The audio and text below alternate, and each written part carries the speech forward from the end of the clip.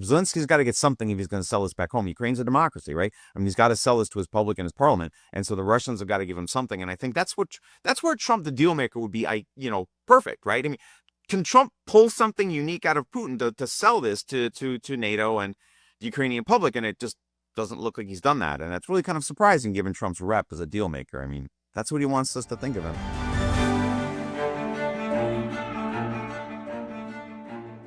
Hi, I'm Maddie, Hale, and welcome to the Trump Report. Today I've had Robert Kelly on. He's a professor at the Pusan National University. We've spoken about, of course, Friday's meeting with Donald Trump and Vladimir Putin and his reaction to it. But we also speak about this upcoming meeting between Donald Trump and President Zelensky that will take place later today, Monday afternoon. So there's so much to unpack, what we're going to get from it. President Zelensky is going to wear a suit. So all that today on the Trump Report. You can watch us every day, Monday through Friday, on Times Radio's YouTube page, or you can stream us as a podcast wherever you get your podcast. Robert Kelly, Professor of Political Science at the Pusan National University. Thank you so much for joining the Trump Report today. Thank you again for having me, Maddie. It's another big week after what was a pretty insane weekend of commentary and the aftermath of this meeting between Donald Trump and Vladimir Putin. But before we get into what's on the agenda today, Bob, I do want to get your reaction to what happened on Friday afternoon. Now, you tweeted that there were some similarities with this meeting to what you saw with the North Korean President Kim Jong-Un in 2018 and 2019. So can you elaborate what you mean when it comes to that? Yeah, sure. I thought that actually there were a lot of similarities, right? Which is to say that it was thrown together sort of very much at the last minute, right? There hadn't been a lot of diplomatic prep beforehand. There was no document that the two sides had prepared, for example, that was ready to go and just required sort of a final meeting of the two heads of state to work out. That's rather unusual. I mean, if you think about some of the big sort of diplomatic moments in American history, for example, like the Camp David Accords, that President Carter oversaw, right? Though there was a lot of work up for it, right? And there was this big thing and the big handshake, and everybody's seen that. So there wasn't really any of that. Nothing really came out of it, which I think is part of the problem. If you don't do the prep, then you're kind of making it up sort of on the fly as you go. And the conference turned out to be sort of a nothing burger, right? I mean, there really wasn't anything there, right? I mean, I guess the big movement is going to be today when we hear what Zelensky and Trump say to one another. That's also, I think, sort of along the lines of what happened with Kim Jong-un. Trump met Kim Jong-un 3 times, and really nothing came out of the North Korean nuclear program is clipping along. We don't really have any good eyes on it. We have no sense of arms control. We're not talking to them in any meaningful way, right? And so I guess what I saw was the same kind of thrown together, kind of hasty, unplanned, almost sloppy arrangement that didn't really result in anything. A lot of media attention, to be sure, but very little takeaway, right? I mean, and that I think doesn't really stand too far outside of what the general commentary in the last couple of days has been. I think the commentary from the foreign policy community in this thing has been very, very negative, just as it was back in 2018. Well, you mentioned in your tweet, Bob, that there was meant to be a meal between Trump and Putin and, of course, whoever the other people that were in the meeting, foreign minister from Russia and, of course, Trump's envoy and so on and so forth. But you said that the reason why the meal seems to have cancelled was because Trump was likely to be flailing. What do you mean by that? Yeah, I mean, we don't know, right? I mean, we weren't in the room, but it's generally understood now that in 2019, I believe it was in February, when Donald Trump met Kim Jong-un in Vietnam, that was, they met 3 times, and that was the big moment when they actually really discussed the possibility of limits on North Korea's nuclear weapons and what counter concessions we would make. Right. And from what we know of that, and I've read most of the literature out there on this, right, Trump came in and didn't really know what to negotiate with. He kind of came in with one demand when the North Koreans rejected it. He didn't really know what to do. He was kind of flailing and really nothing came out of it. And this was the meeting when Trump just walked out. I mean, he literally just turned his chair up and walked out the door. And then the luncheon that was supposed to succeed that meeting was canceled. Right. And I think a lot of that, again, we don't know. But it looks a lot like Trump didn't know the issues very well, again, because he hadn't done the prep. So when the North Koreans said no, Trump wasn't ready to actually engage in kind of back and forth. I mean, this is why you want the prep, right? So that when the North Koreans say, I won't take this deal, but what about this and this and this, right? Then you can kind of go back and forth and kind of slap together some kind of arrangement, right? You sort of work something out as you go, but you got to know the basics of the issues. And it's pretty clear, for example, in the North Korean case, Donald Trump doesn't know very much about nuclear weapons or ballistic missile technology. And I would imagine there's probably the same thing regarding Ukraine. He probably doesn't really actually know a great deal about the geography of Eastern Ukraine that the Russians and the Ukrainians are fighting over, right? We know that Witkoff had this problem too. And so my guess is that Trump had the same thing, right? That Trump thought, because Witkoff had miscommunicated with him apparently, that there was some deal on the table, that Putin was ready to bend, that Putin was going to step back from his maximalist position, and he did not. And then Trump didn't really know what to do, and he just walked out of the room. That's exactly what happened in 2018. Again, I wasn't in the room this time, but it looks awfully similar. Trump, he came away from the meeting, Bob, and he was speaking a lot about election fraud. He was speaking a lot about Russiagate. Oh, yeah.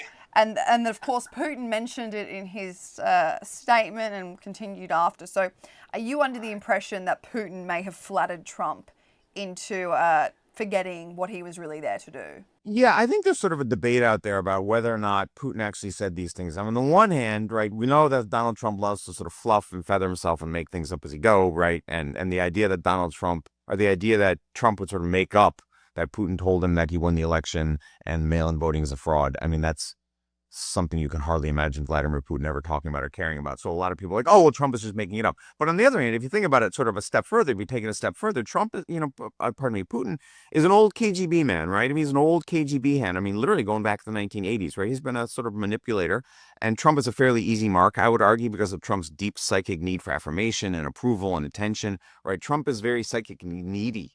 And if I were Putin, I would play to that. If I were Putin, I would walk into the room and be like, yeah, you did win, man. And these Democrats are out to screw you, right? I mean, that tells Trump exactly what Trump wants to hear. And then, of course, you can use that to get what you really want, which is American concessions on Ukraine. So it wouldn't, and that, again, I think you saw that sort of criticism emerge over the weekend too, right? That Trump was an easy mark and Putin was manipulating him. I think that's what people are worried about today. That's why the Europeans really wanted to come to the White House today, right? And Trump has been pushing back on that criticism all weekend, right? That's why I think he went to Fox, because he went to everybody else, he would have faced this sort of withering critique that he'd been manipulated. Because that, by the way, for what it's worth, that's the same thing that he faced after meeting the North Koreans, right? That he got played. Why do you think it's important for Putin to be seen on the world stage the way he was on Friday? Of course, he was greeted with smiles. It was an exciting day for Trump. There was a military flyover. There was a red carpet. Not exactly the way we thought that you would be meeting a dictator, indicted war criminal. But Bob, why do you think it's important for Putin himself to be looked at like this on the world stage? Yeah, so there's a lot of criticism out there about like whether or not the president should be meeting with dictators, right? And one argument says, hey, look, they're just talking. Talking is better than shooting. Jaw is better than war. Right, that's Churchill, right? And so, hey, if Putin or if Trump is meeting these guys, maybe he can get a deal. But on the other hand, there's another argument, which I would argue I think is correct, which is that meeting the U.S. president is not like meeting the president of some third world country never heard of before. If you meet the United States president, it carries with it a fair amount of symbolic weight, right? One of the reasons why no U.S. president previous to Trump had ever met the leader of North Korea was because that meeting itself would be a major concession. Right. And if the North Koreans were going to get a meeting with the president and have a sit down in front of the flags and the pictures, the North Koreans had to pay for that by doing something important, like giving us a warhead so we can see what they have, or closing down a gulag, or whatever. There's a whole list of things that might have given us. But the point is that a POTUS meeting is in itself a substantial concession, because the United States has been the world's largest power for the last 80, 90 years, right? Sort of the leader of the world, of the liberal international order and the rest of it, right? And Trump doesn't seem to grasp the symbolic capital of the office. I mean, he's willing to kind of meet with anybody, which I guess on one hand is kind of good, because it suggests he's open to negotiation. But the negotiations are kind of silly if he doesn't prep. And that's the problem, right? I mean, if you walk in and you talk to him, he doesn't know what's going on. What's the point, right? And Trump it's kind of surprising, because Trump markets himself as a deal maker, but Trump gave away one of his best cards, which is meeting the president himself. That's a big deal, especially if, as you said, you're an international outlaw, you're a war criminal. I mean, Putin's pretty clearly a war criminal, right? I mean, he's trafficking and kidnapped Ukrainian children. I mean, Jesus. I mean, he's awful, right? And he's leading basically what's a fascist state now. And so to meet the president when you're basically a fascist dictator is pretty fantastic. And Trump should have asked him for something. Trump should have gotten something for that. Like, again, I would argue maybe the children, right? Returning the children in exchange for a meeting with the president. That's a pretty good swap. And Trump missed that opportunity. And I'm really kind of surprised. I would have thought the people around him would have seen the utility of that. Why do you, Bob, before going to this meeting, Donald Trump was very firm on the fact that out of anything, he was going to walk away with an immediate ceasefire, and that if there wasn't a ceasefire made, there would be severe consequences for Vladimir Putin. when they had the press conference or the statements they made afterwards, there was no mention of this ceasefire. So of course we can't predict exactly what happened, but if we can, I guess, go through what you think happened in that meeting that would cause both leaders to walk away and forget that a ceasefire was meant to be brokered. My guess is that Trump was unprepared for Vladimir Putin to recite the entire legacy or the entire litany of his personal grievances about Ukrainian statehood. That is my guess, is that Trump walked in there, or pardon me, that Putin walked in there probably with some maps. It was like, here it is, and Tsar XYZ from 400 years ago said this part of Ukraine belongs to us. And I think, Trump doesn't really know how to process that kind of information. That's one of the reasons why he flailed when he met Kim Jong-Un, I think. And I have a feeling that's what happened. And Trump really wasn't ready. Trump thought that there had been something put in place. I think in part, the reporting of the last 3 or 4 days has begun to really focus in on Witkoff, that Witkoff misunderstood what Putin had told him and miscommunicated back to Trump. And Trump thought there was some deal ready and that Putin was planning to make some kind of meaningful concessions, right? I mean, the Ukrainians aren't going to give up unless they get some kind of concession, whatever that might be, joining the European Union, U.S. forces stationed in their territory, something. The Ukrainians aren't just going to give away eastern Ukraine unless they get something pretty substantial back. And I think it looks like Trump expected Putin to put something on the table, and he did not. And I think that's why Trump walked away. Because if Trump agrees to that, if he agrees to just give away eastern Ukraine and get nothing in return, he'll just be murdered in the media, right? I mean, the criticism, media criticism, would just been crushing. And I think Trump is really conscious of that. Trump is very conscious of his media image, right? And I think he realizes what the backlash would have looked like. Hence, he walked away because he didn't know what to do. He didn't come prepped, so he wasn't ready to negotiate and actually get into it. And that's the problem, right? He goes into these things and he just wings it. Let's get into what's happened overnight in the last 24 hours, Bob. What we see is that Trump, he's tweeted that President Zelensky can end the war with Russia almost immediately if he wants to, or he can continue to fight. No getting back Obama given Crimea, and no going into NATO by Ukraine. Some things never change. So your reaction, Bob, to the fact that Trump has basically said that Zelensky now holds the cards to Ukraine's fate. Getting back Crimea is certainly out of the question, and there will be no NATO membership. So if that's the deal, then the Ukrainians have got to get something back in return. I mean, there's got to be something really concrete, like fast-track European Union membership as kind of like a shadow NATO alignment, or the stationing of U.S. forces in Ukraine near the line of control, which I guess would probably turn into the border. I mean, it looks like they're kind of going for what you might call the Korea model, which is you have this armistice that kind of freezes indefinitely and becomes a kind of semi-permanent border. That's what you have here, right? And both sides are lined up on the border, but there's no actual shooting. That actually wouldn't be a bad outcome for Ukraine because they're probably not going to be able to fight their way back into what they've given up. But for them to give up the rest of Donetsk would be I think is the big issue for today. That would be a major concession, and the Ukrainians are going to ask for a lot if they're going to do that. My guess is the Ukrainians are probably willing to cede on Ukraine. I think everybody realizes, but the most ardent nationalists at this point, that the Ukrainians are not going to get Crimea back. So conceding that might be a way to get concessions from the Russians. Otherwise, but if it's just land for nothing, I mean, there's no Ukrainian public support for that, and the war will go on, right? I mean, Zelensky's got to get something if he's going to sell this back home. Ukraine's a democracy, right? I mean, he's got to sell this to his public and his parliament, and so the Russians have got to give him something. And I think that's where Trump, the deal maker, would be, perfect, right? I mean, can Trump pull something unique out of Putin to sell this to NATO and the Ukrainian public? And it just doesn't look like he's done that. And that's really kind of surprising given Trump's rep as a deal maker. I mean, that's what he wants us to think of him. That would be a way to get a Nobel Prize, right? I mean, he wants this Nobel Prize. Here's his chance. Well, on that note, Bob, the big update over the weekend was, of course, Steve Witkoff's comments to CNN, which Donald Trump has backed up in a few tweets and comments. He basically said that for the first time ever, Putin has agreed to an Article 5-like protection for Ukraine. He said, we were able to win the following concession that the US could offer Article 5-like protection, which is one of the real reasons why Ukraine would be in NATO. So, of course, they wouldn't get NATO membership, like I just mentioned, but they would have Article 5-like protection, which means that they would all protect. The US would sign off on protecting the Ukraine should another invasion happen. But your reaction to this, in the sense, Bob, that do you think Trump is going to tell Zelensky today he has to give up Donbas, but we will protect you? I don't think Trump will go that far. because that would implicate the United States pretty directly in Ukrainian security, and the Ukrainians have asked for that to be written down, right? I mean, they're not just going to do it because Trump said it, right? I mean, Trump's got a long history of reneging on orally given contract promises, right? I mean, way back to like when he was working for the Trump organization, even in his marriages. I mean, Trump is not a good counterparty to contract, right? He reneges all the time.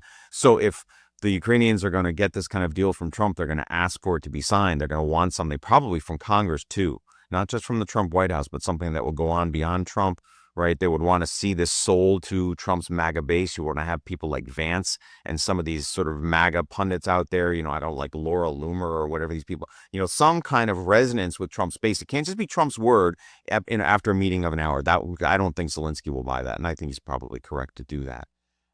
Well, the other thing is that Witkoff also said to CNN that Russia claimed that they would make a legislative commitment not to go after any additional territory should Ukraine give up perhaps Donbas. So how can we be certain that that Russia is good for their word, given that that's what they committed to in '94 when they signed the Budapest Memorandum? Yeah, and that's ultimately the problem, right? Which is why Article 5 is such a big deal, because Article 5 doesn't just mean collective security. It also specifically means the participation of the United States in any conflict, including the participation of U.S. nuclear weapons, right? And that is the kind of stuff that the Ukrainians want, right? I mean, and so if we're going to have something Article 5-ish, is that a word?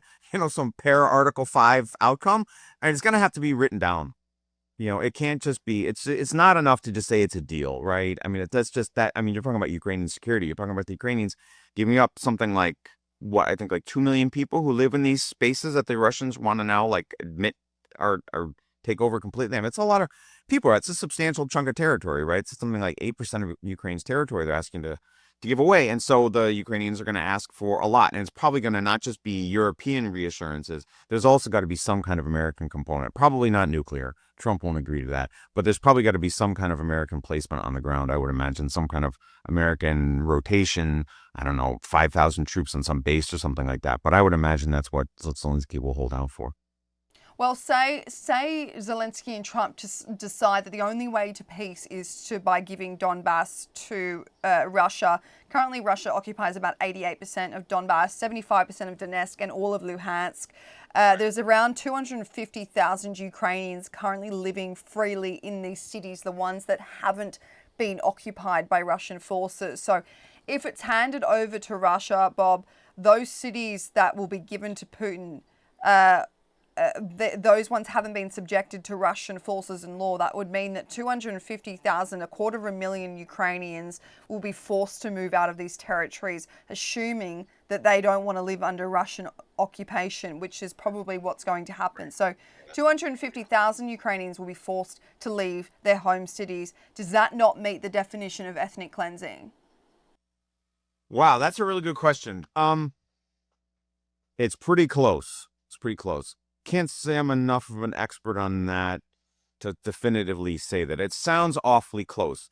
But I guess it wouldn't be done through strictly like violent means, right? That this would be sort of like a voluntary transfer. We can't be certain how it would be done, how Putin would go about it. But of course, Zelensky, I can imagine he would try and do it as safely. Yeah, I mean, population transfers after conflicts have in fact happened in the past, right? Most famously after World War II, you had all these ethnic Germans who sort of moved west. It can be done. The likelihood of violence along the way is high. When there were population transfers at the division of post-war British India between India and Pakistan, those transfers, of course, were very violent, right? It was really bad. And so there would be a lot of pressure, presumably for external observation of this to make sure that it did not, in fact, descend into communal conflict on the roads and stuff like that between the areas under exchange. I would also wonder, beyond those 250,000, I would also wonder about the Ukrainians who are actually living in the territories that Russia already controls. My understanding is there's several million people living there. I don't have the data specifically in front of me, but what about them? I would imagine that they also would probably be like, okay, if we're going to be permanently a part of Russia, it's not just occupied, we also want to get out. I would imagine that the refugee flow, if this thing stops, would be in the millions. But again, I'm a little beyond my skills there. Well, not even only that, Bob, but this isn't just this isn't a random choice of area from Vladimir Putin. Donbas is considered Ukraine's industrial heartland. Donetsk and Luhansk sit on some of Europe's richest coal deposits. Donetsk has a lot of iron and steel mills, so there's a lot of incentive monetarily from Vladimir Putin. My question is, what happens when this is all said and done? He hands over Donbas to Russia. They get all this money from the industrial heartland. Not only that, the West drops all their sanctions, because that will be one of the things that Putin asks for in order to put down his weapons. The economy starts to boom in Russia again through its energy revenue, through whatever they get in this industrial heartland in Ukraine. Putin rebuilds, he rearms, he invades again. Isn't that an option? And this will be easier for him this time because he's already in Ukraine. Yeah, and I think this is what everybody's worried about. This is the scenario that everybody's concerned about. And so whatever the Article 5 assurance is going to almost certainly have to involve the United States to prevent this outcome. Right? The Europeans, I don't think, are ready to make the kind of commitment that Vladimir Putin would fear enough to prevent recidivism. It would have to be some kind of American presence. And if I were Zelensky today and my concession was I give up these two provinces, and I guess it's not a terrible concession. As you said, one's gone, the other is 88% gone, right? Then I want to get a lot in return. And the big thing has got to be some kind of American commitment, right? If the European Union actually functioned more effectively as a single actor, right, with a genuine sort of continental nuclear component, for example, and a real European army, that might be enough, but that's not there. And so I imagine a lot of this is going to come down to getting some kind of American commitment. It's going to have to be something pretty substantial. But we know that Trump doesn't like that. That's why I'm really kind of skeptical, actually, that today is going to lead to a whole lot. Because we know that Trump doesn't like overseas commitments. We know that Trump doesn't like U.S. allies very much. We know that Trump does like dictators. He does think of Vladimir Putin as a friend. So I'm not even sure if a semi-Article 5 American commitment is enough. If I were the Ukrainians, I'd be pretty nervous. But I mean, the problem with that, I don't know if we're going to get into this, the problem with that too is that it doesn't look like the Ukrainians can win. It looks like they can hold for a while, but they are sort of losing territory bit by bit by bit. And this might be their best chance before Trump throws up his hands and says, I'm cutting you off. And then they're in real trouble. So I don't know. Zelensky's in a really, really tough spot today. He is in a tough spot, but at the same time, Russia's economy is dwindling, Bob. You know, several military analysts would say that they, monetarily wise, only have about 6 to 12 months to afford the war if we keep up these sanctions. So you never know what was going to happen. It's important to know that I don't think Putin is coming in with the strongest hand here. I think he really did bluff a lot in that meeting. But I want to move on to what's happening today. Of course, you mentioned this meeting between Zelensky has traveled to Washington, D.C. to meet Donald Trump at the White House. Now, just the lineup of who's going: Keir Starmer, European Commission President Ursula von der Leyen, we've got Emmanuel Macron, we've got Giorgia Meloni, we've got the German Chancellor, we've got the Finnish President, we've got NATO Secretary General Mark Rutte. So there's quite a few people going, and they're definitely going to support Zelensky. So how much of a united front is this going to be in order to avoid what happened in February at the Oval Office ambush? Yeah, I think actually that's the whole point of all of them going. I do think a united front's a great way to put it. And I think that's precisely why Trump was going to meet with Zelensky an hour earlier all by himself, right? From what I've seen of the calendar, I mean, I don't know, Trump is sort of prone to change things, but from what I understand of the calendar, Trump meets with Zelensky alone for about an hour around 1 p.m. After that then comes the Europeans. And I think that's the whole point, right? Is to buttonhole Zelensky and really push him on this, is to push him to give up the two provinces. And I genuinely don't have a sense of how Zelensky is going to respond. If I had to guess, he'll say no, in part because that's probably the will of the Ukrainian public and parliament. And as a democratically elected leader, he's going to kind of do what the public wants. And I also don't think that Donald Trump can make the Article 5 commitment be credible enough that Zelensky will believe him. I mean, this is Trump's big problem, right? Trump can't make credible commitments, right? He reneges on contract all the time, right? So even if Trump says I'm going to do it, people don't believe him. Right? I mean, like here in Korea, for example, where I am, there were 2 trade agreements that Trump negotiated with the Koreans in the past, and he reneged on them both and said, let's go back and deal again, right? And that's the problem, right? I mean, so my guess is Trump might like this, and once he goes, oh no. And that's why it needs to be in written form, as you said, Bob. Even though, of course, they had written form in '94, it needs to be able to carry over. So in 3.5 years, when there's a new president, they have to respect it. They have to live up to it, because you don't know who's going to be elected. We don't know if it's going to be a Democrat pardon me, if I can, that's one of the reasons why I would argue that this has got to not just be from the White House, it's also got to go through some of these MAGA influencers, people like Vance and Bannon and these kinds of folks. And so there's got to be some congressional buy-in, right? It can't just look like Donald Trump said this and wrote it down on a piece of paper with a Sharpie, right? And that's the way Trump is prone to negotiate. And that's just not sufficient for this. And my guess is Zelensky won't buy it. So the Europeans have really bitten their tongue in the last few days, Bob.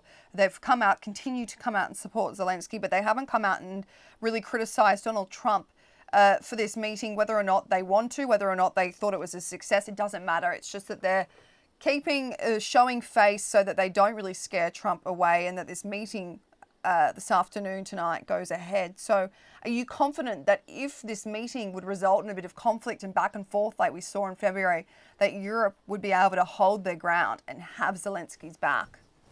Yeah, I am. Yes. I think the Europeans have been seeing Trump and his erratic behavior on this for the last 8 months and probably realized this is something of a moment of truth. And if they blow it today, one, I'll be really shocked because, I mean, the arguments for Europe working together in this are so blindingly obvious. I mean, good Lord. I mean, what more do you need than the Russian army breathing down your neck, right? But also because, I mean, this looks like it's really it, right? I mean, you just had this summit between Trump and Putin. I mean, this looks like this could be a real turning point in the war. So if the Europeans aren't coming ready for this, I mean, like, what's the point? I mean, this is the big moment, right? I certainly that, and I think the media reporting in this has supported that, right? That it does look like there's been a lot of coordination on the European side in the run up to this thing, because people do have a sense that, we this might be a juncture. Bob, just two questions for you finally. First is, do you think Zelensky will wear a suit today? And second, do you think JD Vance will be in the room? Yes and no. You think he's going to wear a suit? I do. Because MAGA takes this seriously. You and I were talking about this before. I do. I think Zelensky, I mean, Trump, the way to get to Trump is to like massage his ego. You tell him what he wants to, show up in the suit. I don't know. And bringing Vance in. I mean, Trump has got to realize if he brings in Vance, it's going to be an explosion. My guess is he won't, right? That. You think he'll stay? Do you think Trump will say you've got to stay away? I think Trump might have Vance show up with the Europeans, but I think the one-on-one between Trump and Zelensky is pretty much going to be them, because I think that's kind of like the moment of truth. At least that's the way it's been built up, is that this is Trump's big effort to like push Zelensky into giving up those provinces. Robert Kelly, thank you so much for joining the Trump Report today. Thanks for having me, Matt.